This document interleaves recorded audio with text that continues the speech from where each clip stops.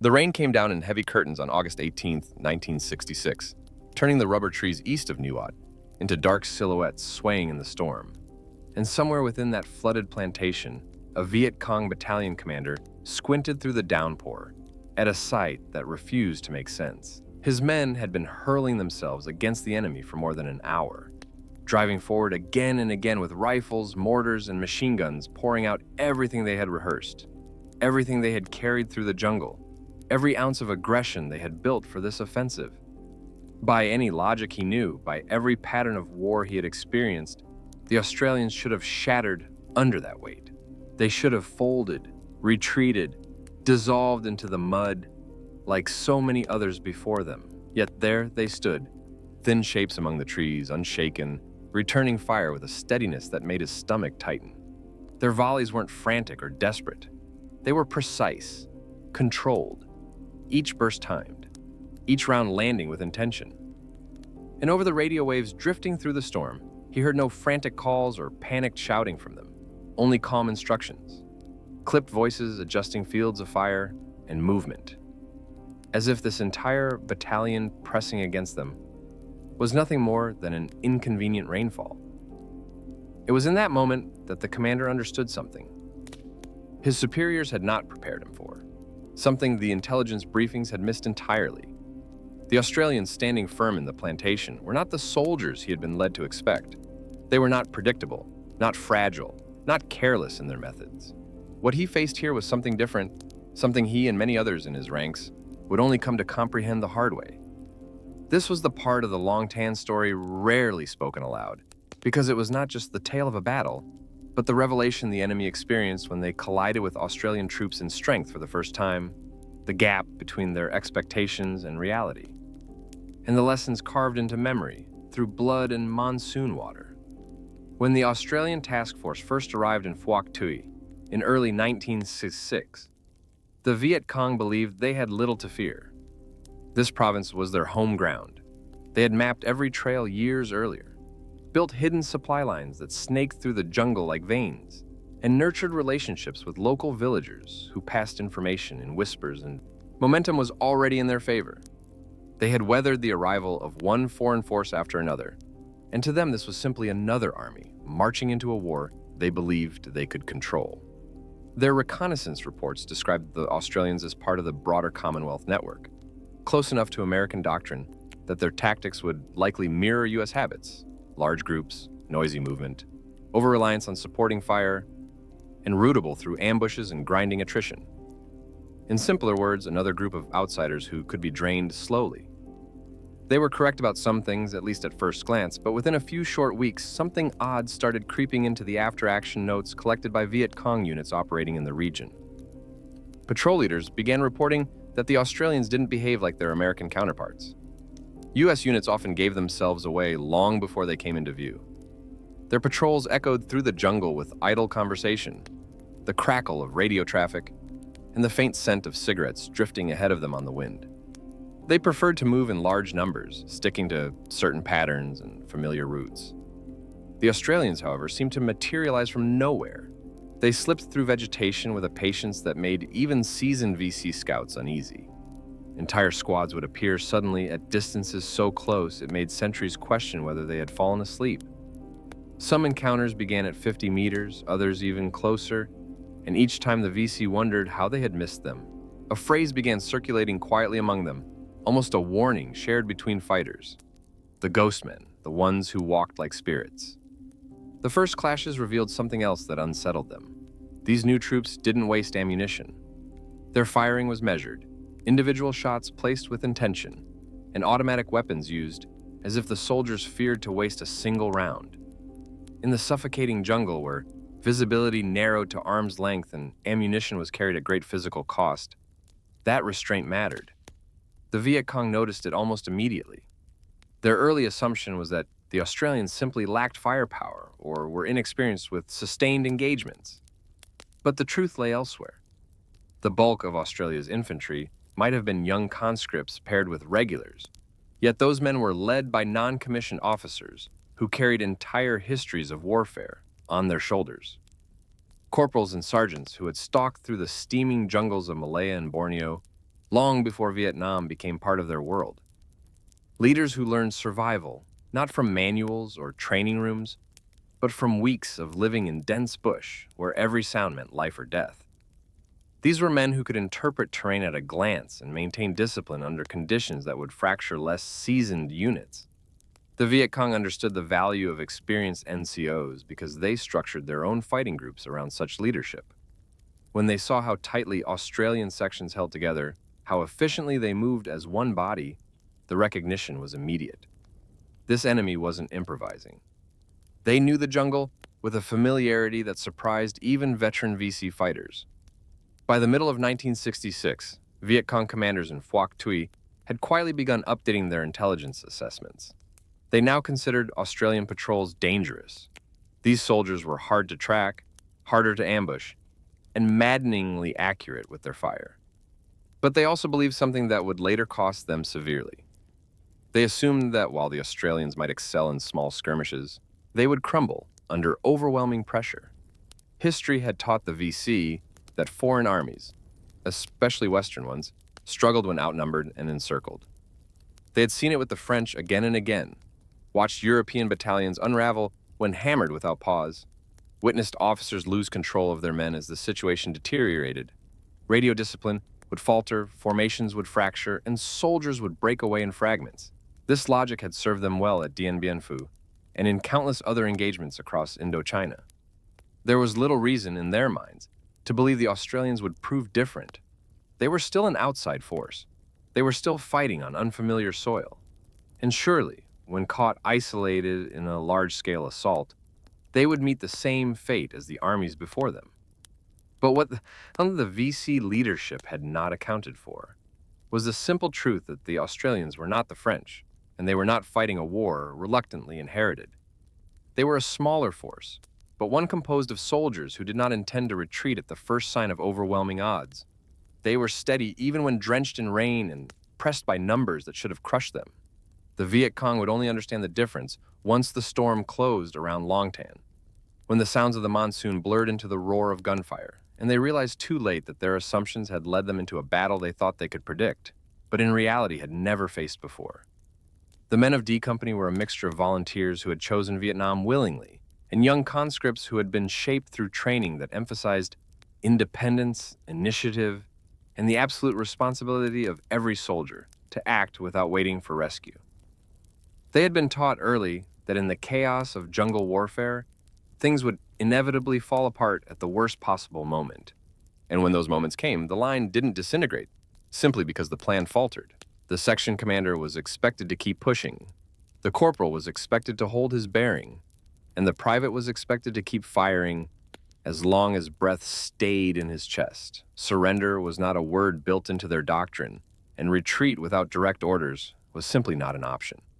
The Viet Cong had not yet discovered this aspect of their opponent's mindset, but they were about to learn it in the storm-soaked earth of a rubber plantation, at a cost that would echo through their command structure long after the rain had stopped falling. On the day before the battle, August 17, 1966, the 275th Regiment of the Viet Cong began assembling near the Australian base at Nui Dat. More than 2,000 fighters threaded silently through the undergrowth, following a plan they believed was elegant in its simplicity. Draw out a small Australian element, surround it before reinforcements could intervene, and destroy it so decisively that the outcome would become a story whispered proudly across the province. They expected a swift triumph and a valuable psychological victory that proved the newcomers were no harder to crush than the other foreign forces who had attempted to tame Vietnam. What they didn't anticipate was that the group they were setting a trap for was D Company of the 6th Battalion, Royal Australian Regiment. Just 108 men who would soon reshape the enemy's expectations of what was possible. At roughly 4:08 p.m. on August 18th, D Company advanced through the orderly rows of rubber trees about 4 kilometers east of the base. Their task was routine by every definition. A mortar attack had struck Nui Dat the night before, and they were pushing out to investigate the firing points that might have been used. The sky was a roiling gray mass. The monsoon had returned with full force, soaking every man to the bone and turning the earth into a slick, sucking swamp that swallowed footsteps. Visibility shrank until the world consisted of trunks, roots, and curtains of rain. It was in this claustrophobic haze that 11 platoon walked straight into a storm of gunfire. It wasn't the cautious testing volley of a probing unit. It was a brutal eruption, a wall of rounds slashing through the trees with the unmistakable signature of an enemy attacking in strength. The Viet Cong believed that everything favored them in this moment. The relentless rain obscured the battlefield, making it almost impossible for the Australians to see beyond the closest few meters. The regiment-sized force had the advantage of numbers that towered over D Company. The terrain confined movement so tightly that any attempt to maneuver would be slow and risky, and perhaps most importantly, they knew D Company was alone, far from the base, and beyond immediate reinforcement. From the perspective of the Viet Cong commanders, the battle should have been decided within minutes. But from the very beginning, something disrupted their expectations. The radio transmissions coming from the Australians were steady, not frantic. The platoon reacted instantly to the contact, performing their drills with the smoothness of men who had been taught to expect disaster as a routine part of jungle fighting. They returned fire with control rather than fear. Section commanders crouched behind slick, rain-darkened trees, shouting measured corrections and selecting targets. Shooters stayed disciplined, conserving ammunition for the moments that mattered. Instead of breaking, the line adapted and held. This was not at all what the Viet Cong had prepared for. Their usual tactic in these ambushes was to drown the enemy in chaos, force their structure to collapse, and then press forward on the resulting panic. But the Australians were not collapsing. They were responding like a well-drilled hunting party, picking their shots, keeping their spacing, and moving with purpose, even as bullets cracked over their heads. One Viet Cong soldier later described the moment the illusion broke. He remembered expecting to see men scrambling in confusion or firing wildly in all directions. But instead, he saw calm figures returning fire with accuracy, as if they were tracking animals rather than fighting for their lives. He claimed the casualty toll among the first wave was immediate and deeply unsettling. Despite being vastly outnumbered, more than 10 enemies for every Australian, the small company fought with such precision that the losses began to accumulate quickly on the Viet Cong side. This difference was noticed almost instantly by the VC officers monitoring the clash from concealed observation points. They had fought American troops before and were used to the explosive thunder of overwhelming firepower filling the air, hundreds of rounds discharged in moments to create psychological dominance more than tactical accuracy. That kind of initial barrage was intimidating, but often directionless, scattering bullets into the jungle instead of into advancing troops. The Australians were the opposite. Their firing rhythm was unnervingly deliberate. Each burst seemed timed, intended, purposeful. Even through the pounding rain, section leaders moved between their men, with the composure of experienced bushfighters, pointing out lanes of fire, identifying reshaping threats, and ensuring weapons were employed with maximum effect. The Viet Cong soon realized the Australians weren't firing at shapes or noise. They were waiting for clear targets and then striking with lethal precision. This shifted the entire momentum of the engagement. The VC had built their assault method around a concept of rolling force. Wave after wave of fighters were expected to keep advancing. They accepted casualties as the cost of the push, relying on the idea that eventually the enemy would run out of ammunition, nerve, or leadership. But the Australians didn't break, didn't slow, and didn't waste rounds. Their fire came like a mechanical heartbeat, constant and exact.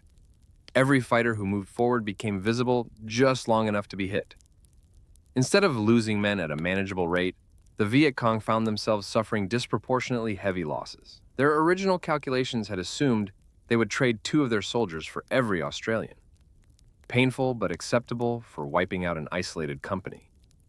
What was happening now was far worse, 5, 6, sometimes 10 casualties on their side for a single Australian hit. If this exchange continued, yes, D Company would eventually be overwhelmed, but the regiment would be devastated in the process, robbed of strength for future operations. To continue meant bleeding their force dry. To withdraw meant humiliation and strategic failure. Faced with this impossible choice, Viet Cong commanders chose a third path. They escalated. Reservists were pushed into the fray. More units were directed toward the firing line.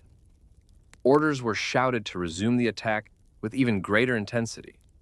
They believed that a sheer mass had defeated Western forces before, and surely, at some breaking point, the Australians would crumble like all the armies who had underestimated Vietnam's determination.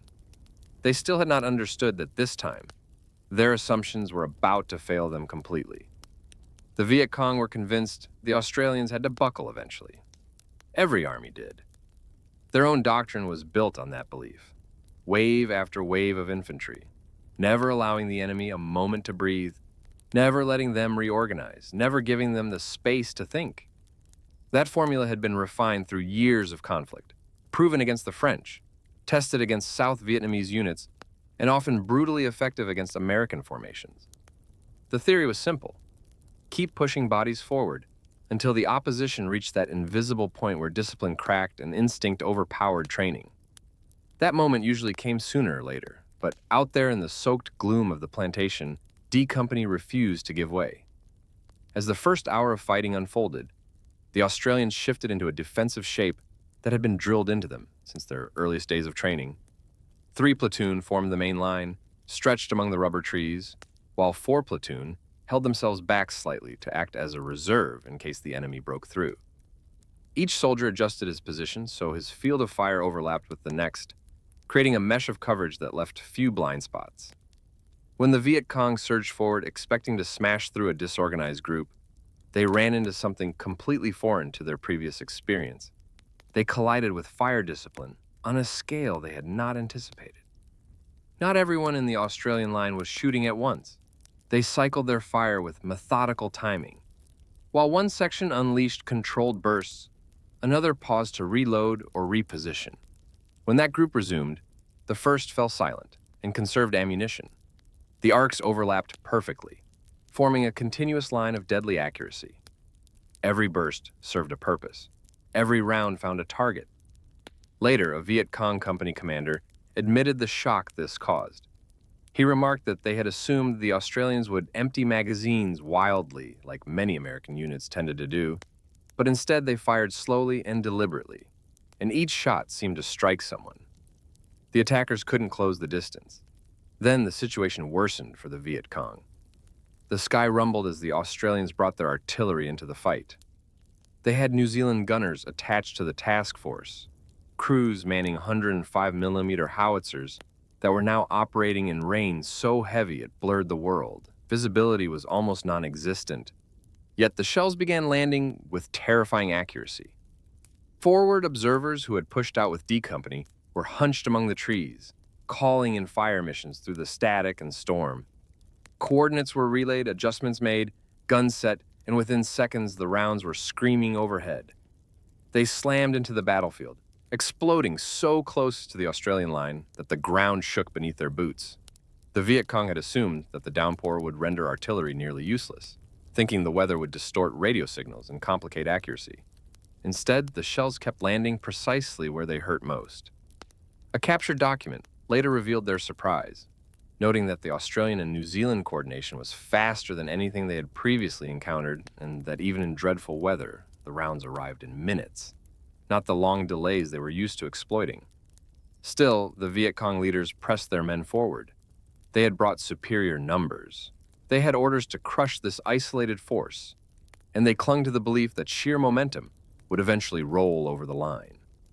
Bodies were thrown into the assault with grim determination. But by 5 in the evening, D Company had been locked in combat for almost an hour without a moment to breathe. The monsoon refused to ease. Mud clung to their boots and uniforms. Weapons clogged with grit and water. Ammunition stocks dwindled. Wounded men lay scattered among the trees. Every minute felt like an eternity. This was the point where battlefield theory met the raw edge of reality.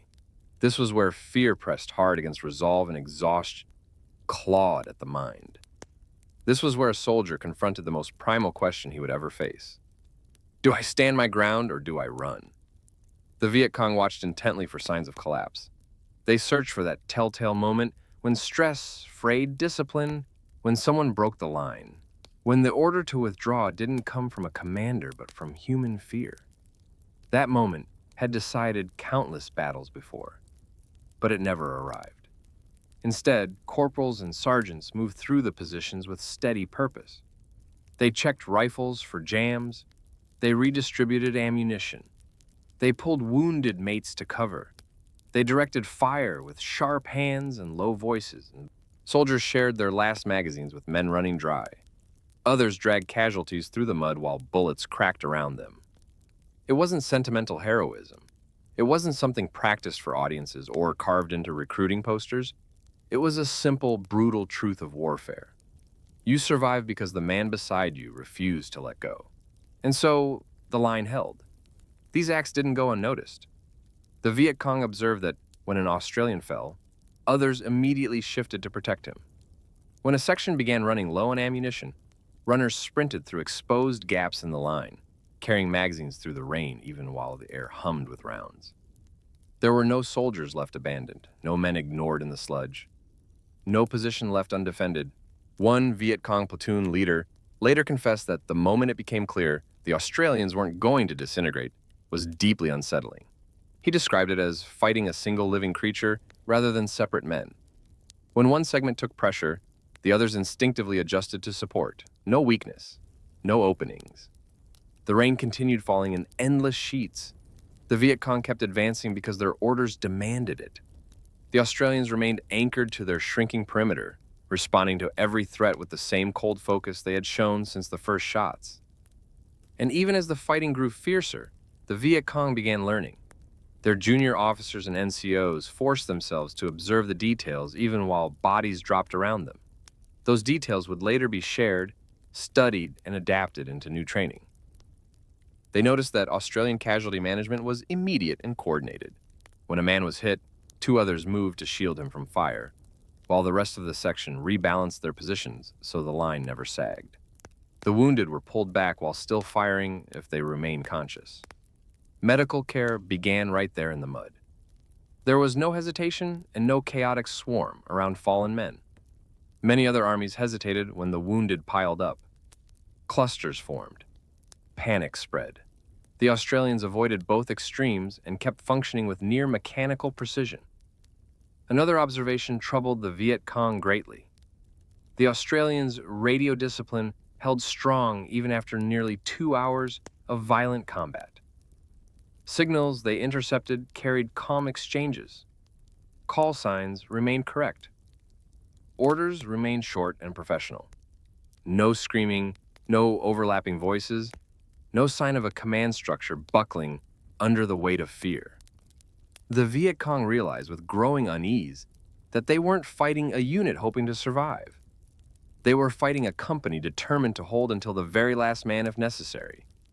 Even as the battlefield dissolved into smoke and rain, the Australian fire missions kept landing with unnerving accuracy. Each adjustment, each correction, each call for another salvo told the Viet Cong something they did not want to accept. The Australian chain of command was still functioning. Officers were directing the fight. NCOs were passing orders. Platoons were acting in concert rather than splintering into isolated clusters, trying to save themselves. The unit hadn't cracked. It hadn't even frayed. Despite the storm, despite the pressure, despite the casualties piling in the mud, D Company remained a single coherent force. What troubled the Viet Cong even more was the persistence of that steady, measured rifle fire. They had expected the Australians to run low on ammunition by now. Any other group would have.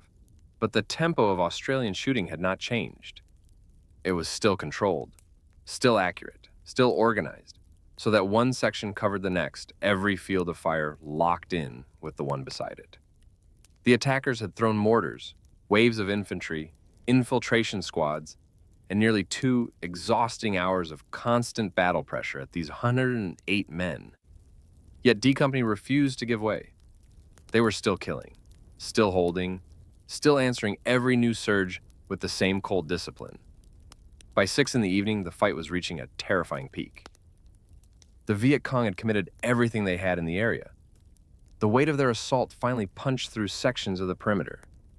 Some Australians found themselves fighting within arm's reach of the enemy. Bayonets flashed in the gloom. Grenades detonated among the trees, spraying mud and shrapnel. Men wrestled in the dirt, slipping in the thick muck as the rain hammered the leaves overhead. 11 platoon was nearly cut off entirely, their situation becoming desperate as ammunition dwindled and the wounded increased.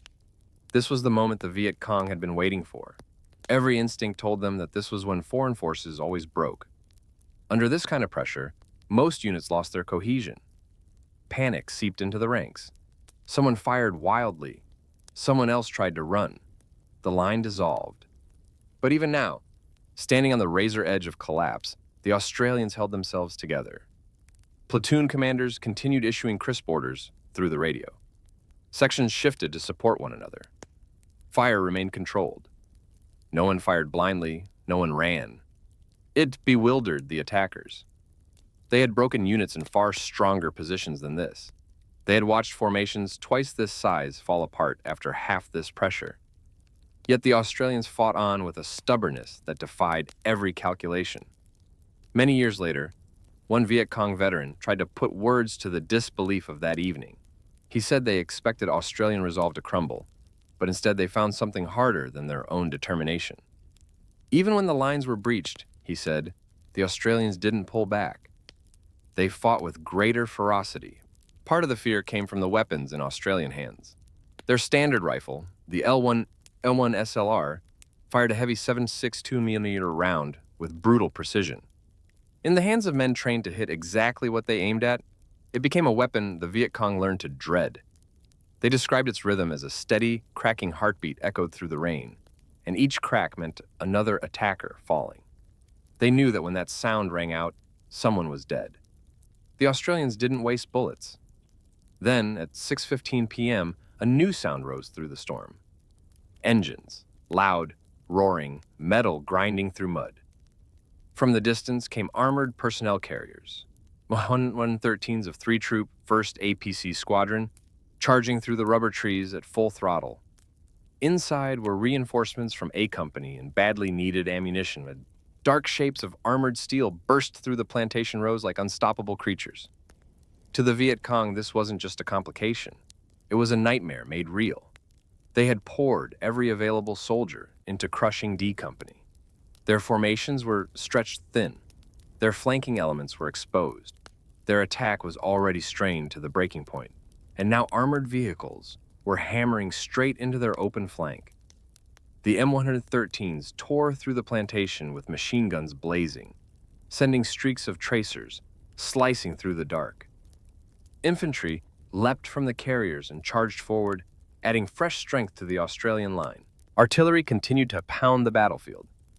Exhausted soldiers of D Company, nearly out of ammunition and soaked in blood and rain, rose to counterattack alongside the reinforcements. A Viet Cong survivor later described the moment with a haunted look. He said it felt as if the earth itself had opened and swallowed their entire assault. One moment they believed they were minutes from victory. The next, metal beasts crashed into them. Australians were shouting and firing, and the attack dissolved in terror. He said they tried to stop the armored vehicles, but it was impossible. The Viet Cong attack didn't collapse because they lacked courage. It collapsed because they ran into something stronger than courage. Something they had not expected. By 7 in the evening, the battlefield fell silent. It was over. The Viet Cong withdrew, leaving hundreds of their dead scattered among the trees. Equipment lay abandoned, rifles, packs, ammunition, documents. Everything they had carried to annihilate D Company was now left behind in the mud. D Company's numbers told their own story. Out of 108 men, 18 were killed and 24 wounded. But they had held. They had not run. And they had broken a force more than 20 times their size. As the Viet Cong pulled back into the darkness, their retreat was chaotic. Units that had marched forward with perfect formation now staggered through the plantation in scattered groups. Many officers no longer knew where their men were. The once organized assault had shattered into a panicked withdrawal. Australian troops could hear their movement as they fell back. Voices calling for missing comrades, leaders trying to reform their units, the groans of wounded fighters being dragged through the mud. D Company did not pursue. They were exhausted, running on fumes and carrying their own wounded. but pursuit wasn't necessary. They had done what no one believed they could. They had broken a regiment with discipline, stubborn resolve, and the refusal to fold when logic said they should have been destroyed. The Viet Cong commanders who oversaw the retreat knew they had failed. More importantly, they knew they had encountered an opponent their intelligence had not prepared them for. The Viet Cong walked away from Long Tan having encountered a kind of opponent they rarely met in the dense forests of Vietnam. An opponent who didn't fracture under pressure, who didn't scatter when surrounded, who didn't lose their nerve when the situation became impossible. In the days that followed, as their surviving fighters regrouped and leaders tried to count what remained of their shattered regiment, the magnitude of their defeat slowly came into focus. Row after row of missing men, entire companies reduced to fragments, equipment scattered across muddy ground. But even more damaging than the physical losses was the psychological truth that settled over them like a shadow. They had been told the Australians would break. They had been assured that this would be an easy victory. Instead, they watched their own ranks collapse against a defensive line they believed would crumble in minutes. This wasn't merely a battle lost. It was a lesson carved deeply into the memory of every man who survived.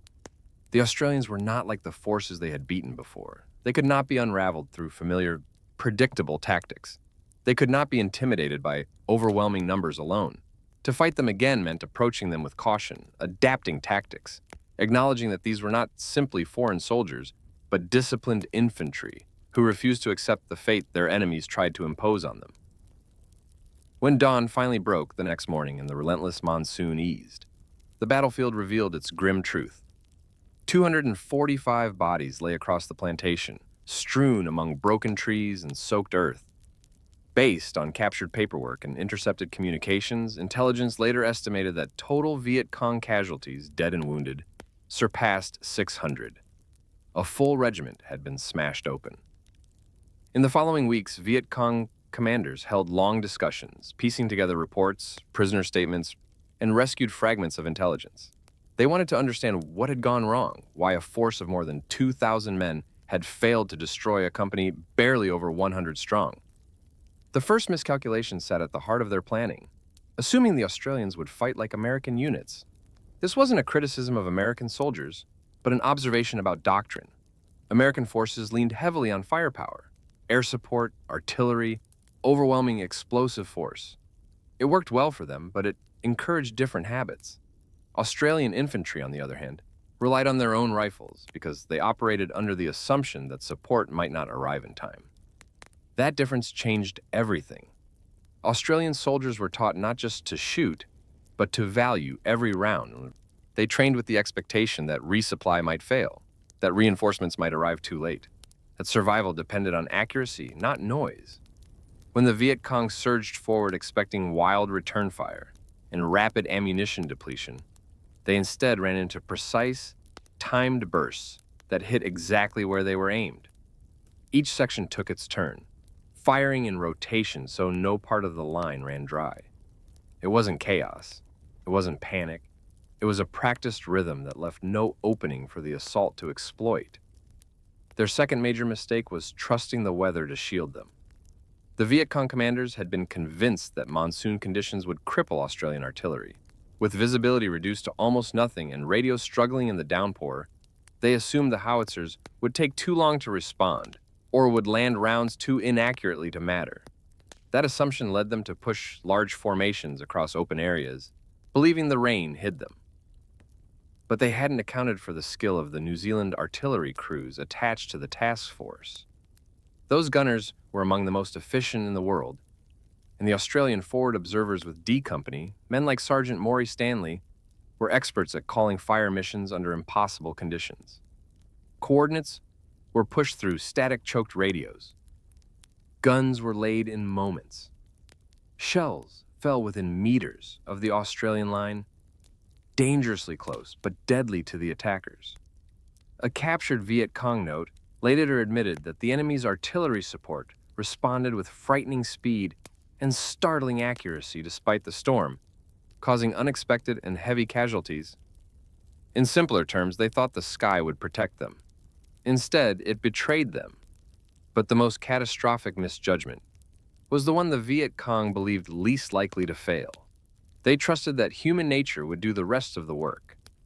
They believed that if they applied enough pressure, inflicted enough casualties, and maintained unending assault, the Australian resolve would crack like so many others before. History had convinced them of this. They had seen French battalions collapse under stress. They had forced South Vietnamese units into disarray. They had watched some American positions fall apart when losses climbed too high and chaos set in. Every army had a breaking point. But what they had overlooked was the Australians' concept of mateship. It wasn't a slogan. It wasn't a ceremonial idea. It was a functioning survival philosophy that held their line together when logic said it should have failed.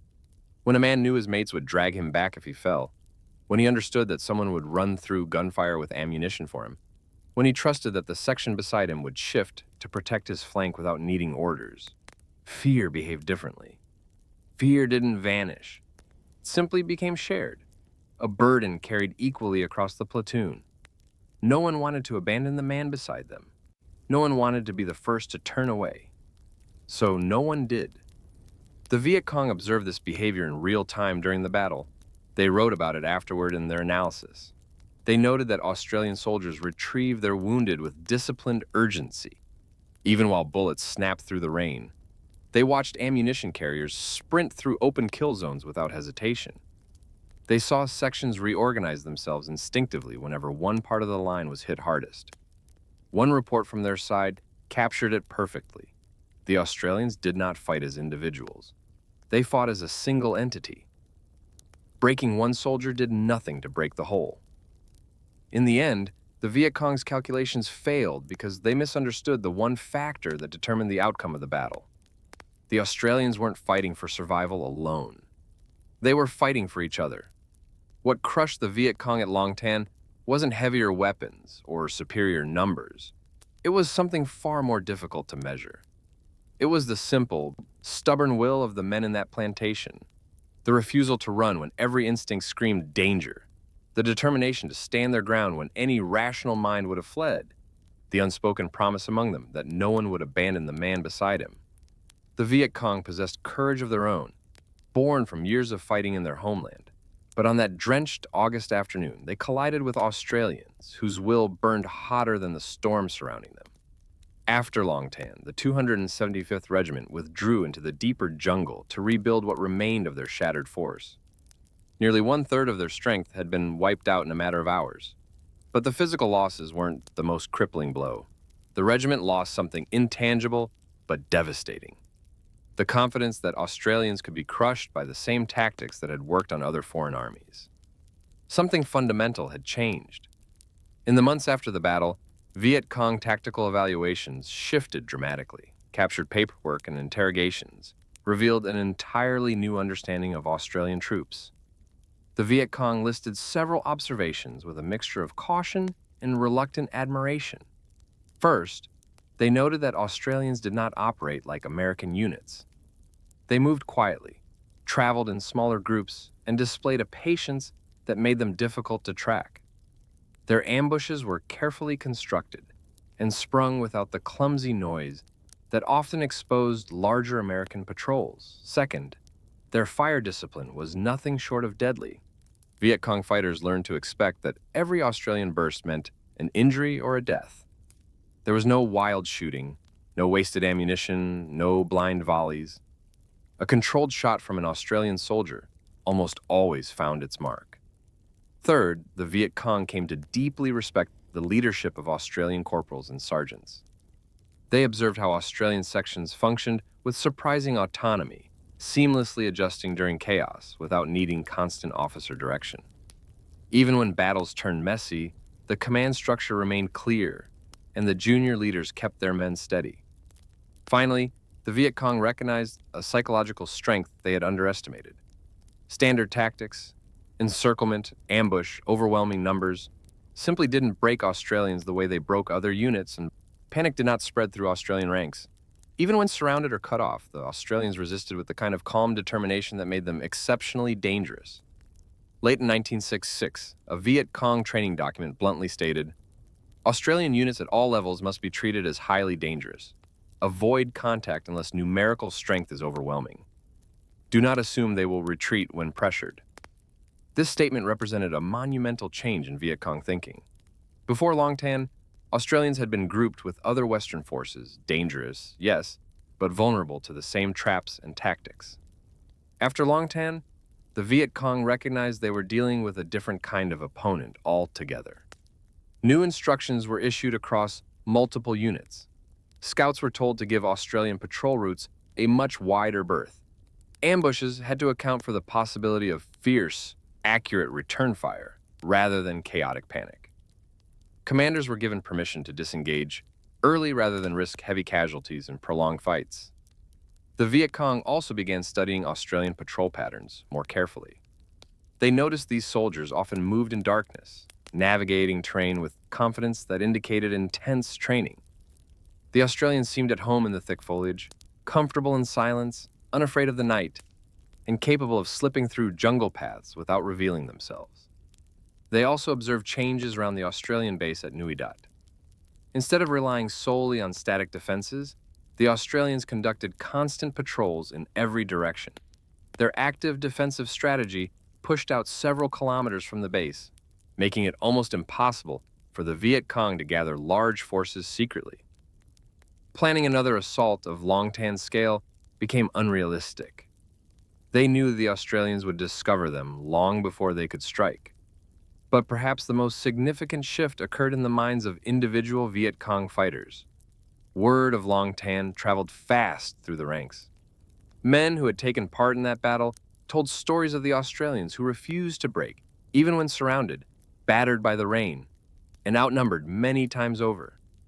They spoke of opponents who did not fire wildly, who did not abandon their wounded, who did not panic when their line was collapsing. These stories seeped into Viet Cong culture and created an undercurrent of caution that commanders could not erase. This wasn't a collapse in morale. The Viet Cong continued fighting with dedication throughout the war. But when the subject of Australians came up, there was a new realism, an acknowledgement that fighting them was costly, and that engaging them without overwhelming force was often a mistake. Fighters began to avoid Australians unless there was no other choice. The confidence that had fueled previous engagements was replaced with a careful, measured respect.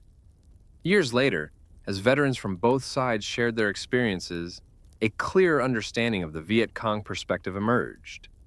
When asked what they truly thought of the Australians, the same words arose repeatedly: quiet, professional, accurate, persistent.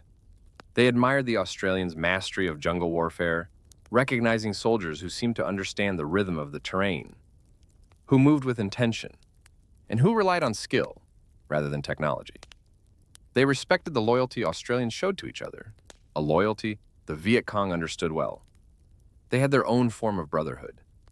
So when they saw Australians carry their wounded under fire, when they witnessed ammunition runners dashing through certain death, when they saw sections adapt instinctively to protect one another, they understood. They knew what they were looking at. They weren't just witnessing discipline. They were witnessing loyalty in action, and loyalty like that was not easily broken. Years after the war, when former Viet Cong fighters were interviewed about their experiences, many spoke with a quiet honesty about the Australians they had faced. One veteran described them as an enemy who moved with the patience and silence of seasoned jungle fighters, mirroring Viet Cong methods so closely that at times it felt like fighting a reflection of their own tactics.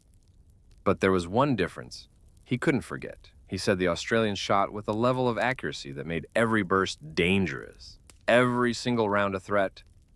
And he remembered how their wounded were never abandoned, no matter how intense the fighting became, no matter how heavy the rain fell.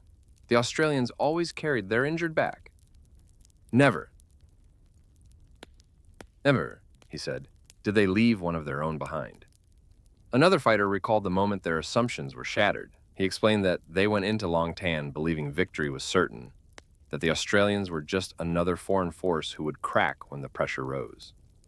But as the battle wore on, and the Australians continued to hold their ground, he realized they had underestimated them. He remembered thinking they fought like men defending their homeland, even though Vietnam was thousands of miles away from where they came. They showed us, he said, that underestimating even a small force can be a fatal mistake. The Battle of Long Tan left a deep mark on Viet Cong operations in Phuoc Tuy province. After that day in August 1966, large-scale assaults against Australian positions became rare. The Viet Cong leadership adapted quickly. Instead of throwing entire regiments into frontal battles, they shifted to smaller hit-and-run tactics, ambushes, and harassment operations. They had learned the hard way that Australians were not an enemy to overwhelm with sheer numbers. For the rest of Australia's involvement in Vietnam, the Viet Cong approached them differently, with more caution, more preparation, and a new understanding that fighting Australians always carried a high cost. Captured orders from Viet Cong units showed this shift clearly. One directive warned fighters not to assume Australians would retreat under pressure. Another emphasized planning escape routes before engaging them. The Australians had earned something rare in war: respect.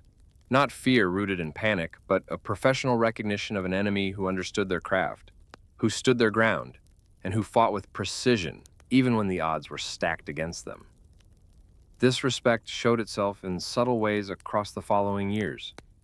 There were patrols where Australian soldiers found fresh footprints in abandoned camps, signs that the Viet Cong had been watching them closely, but had chosen to withdraw before making contact. Scouts noticed trails that curved away suddenly, avoiding the direction Australian platoons were moving. Intelligence reports confirmed multiple instances where Viet Cong units identified Australian forces and purposely redirected to avoid engagement. This wasn't weakness, it was logic. When a long war depends on conserving manpower, risking dozens of casualties against a small but disciplined Australian patrol made no strategic sense. Australian veterans noticed this strange cat-and-mouse relationship. They often sensed they were being watched.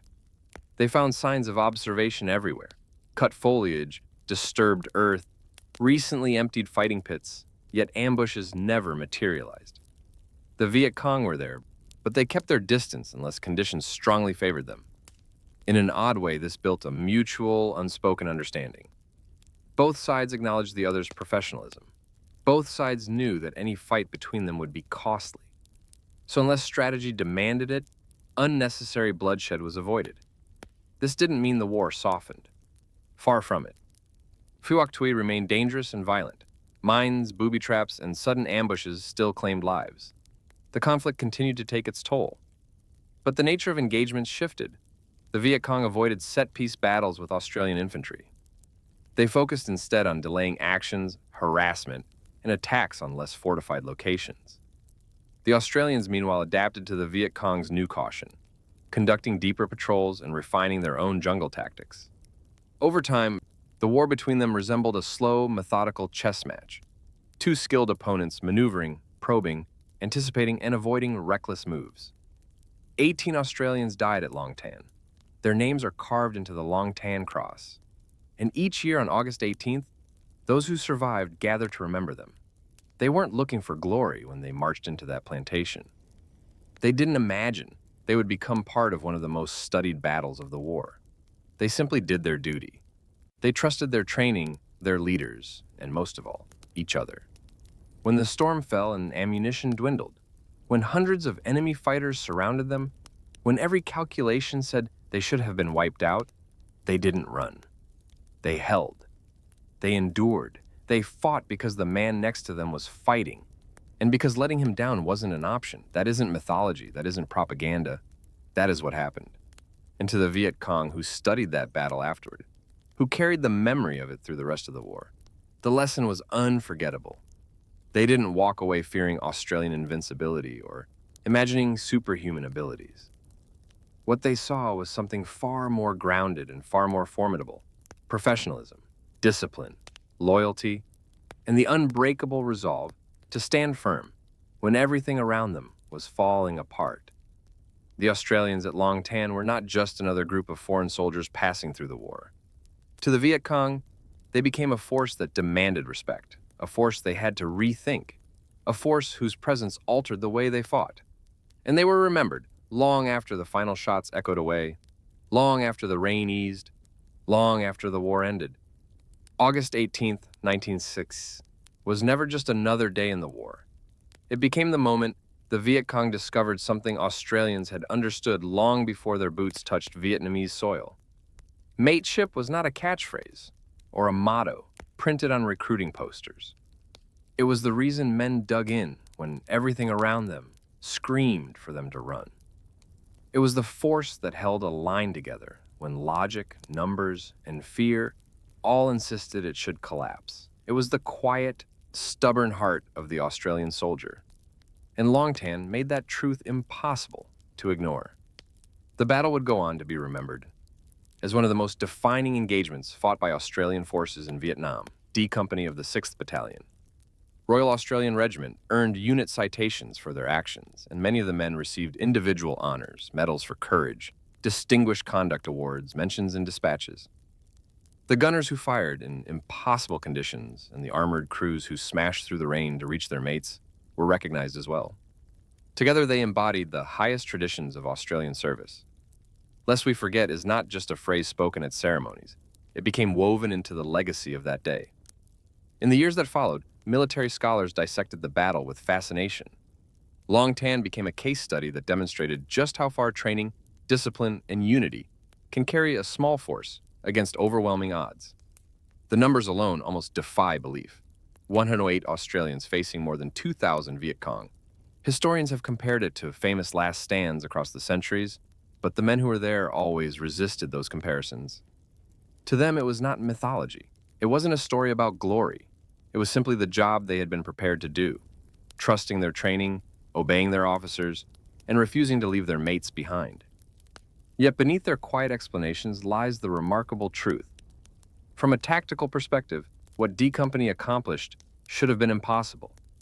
Mathematical models of warfare say that a company isolated against a full regiment is destroyed quickly and decisively. But battlefields are shaped by more than numbers. They're shaped by human beings, by the discipline that remains steady when fear tries to take over, by the confidence soldiers place in their leaders, by the instinctive loyalty that pushes men forward even when logic says step back. These intangible traits, courage, trust, stubbornness, don't appear on charts or tactical diagrams, but at Long Tan, they tipped the scales. They kept a thin Australian line intact when it should have collapsed. They turned the chaotic, rain-soaked plantation into a wall that a regiment of experienced fighters could not break through. The influence of Long Tan reached far beyond that one violent afternoon. The battle reshaped how the Australian Army thought about small unit cohesion, fire discipline, and the vital importance of strong NCO leadership.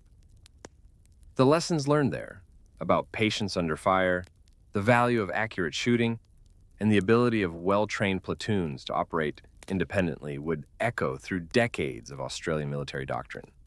For the Vietnamese veterans who had fought against them, Long Tan etched itself even more sharply into memory. Even years later, many openly acknowledged the respect they had developed for their Australian opponents. When former fighters from both sides eventually met, the respect became something spoken aloud. Men who once tried to kill each other were able to admit that they recognized skill, determination, and professionalism in the enemy they faced. For Australians, Long Tan grew into something deeper than a battlefield story. It turned into a reflection of national character, quiet strength, commitment to mates, calm under pressure, the willingness to do what needs to be done without fanfare. These traits weren't born on that day. They had existed long before. But in that distant plantation, those values were tested harder than ever before, and they held firm. That is why Long Tan is remembered, not as a glorification of war, but as a testament to what ordinary men achieved when everything was on the line. Every year on August 18th, veterans gather to honor the 18 Australians who never returned. They speak their names, remember their courage, and ensure their story is carried forward. What those men did at Long Tan wasn't just a tactical victory. It was a revelation of character. Battles often leave behind statistics and casualty counts. But the great battles leave something more, an impression of the people who fought them. Long Tan stands among those rare moments. The Viet Cong understood it too. They learned in the most painful way possible that Australians could be harmed, outnumbered, even pushed to the edge, but not broken. And in war, there's no difference more important than that.